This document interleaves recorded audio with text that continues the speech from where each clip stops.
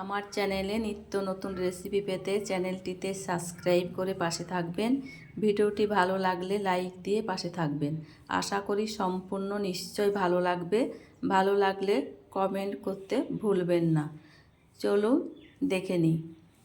এখানে 3টে আলু সেদ্ধ করে নিয়েছি। গ্রেটারের সাহায্যে গ্রেট করে নেব।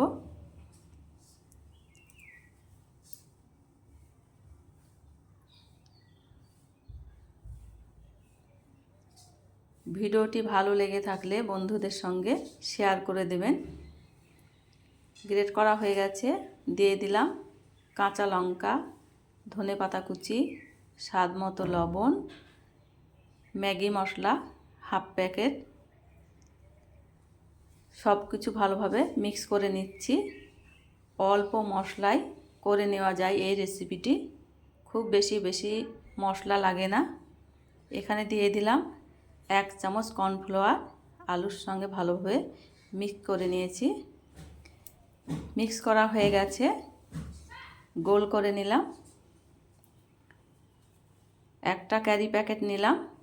ক্যারি প্যাকেটটা কেটে নিচ্ছি চাকুর সাহায্যে। হালকা তেল মাখিয়ে নিলাম। ক্যারি প্যাকেটের ওপরে আলুটা দিয়ে দিলাম। চাপ দিয়ে এইভাবে বড় করে নিচ্ছি। চাপ দিয়ে বড় করে নিলেই হবে। আমি একটু বেলে নিচ্ছি বেলুন দিয়ে, আর একটু বড় করার জন্য। ক্যারি প্যাকেট দিলে লেগে যাবে না, খুব সহজেই উঠে আসবে। আমি চাকুর সাহায্যে চারিপাশ কেটে নিচ্ছি। চারিপাশ কেটে নেওয়া হয়ে গেছে। আপনারা আপনাদের পছন্দ মতো শেপ দিয়ে নেবেন। আমি এইভাবে লম্বা করে কেটে নিয়েছি। এইভাবে সবগুলাকে একে একে ছাড়িয়ে রেখে দিলাম।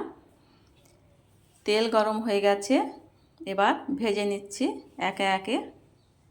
আলু দিয়ে এত সুন্দর এত মজার কুরকুরে তৈরি করা যায়, না দেখলে বিশ্বাসই হবে না। বাড়িতে একবার বানিয়ে দেখবেন, খুব সহজেই ঝটপট বানিয়ে নেওয়া যায়। কুরকুরগুলা একদিক হয়ে গেছে, উল্টে নিচ্ছি। বাদামি কালার করে ভেজে নেওয়া হয়ে গেছে, তুলে নিচ্ছি। থালায় ঢেলে নেব। একই রকমভাবে বাকি কুরকুরিগুলি ভেজে নেব। ঘরে আলু থাকলে অল্প মশলায় খুব সহজেই তৈরি করে নেওয়া যায় ঝটপট। আবারও তুলে নিচ্ছি। এতটাই মুচমুচে হয়েছে দেখুন।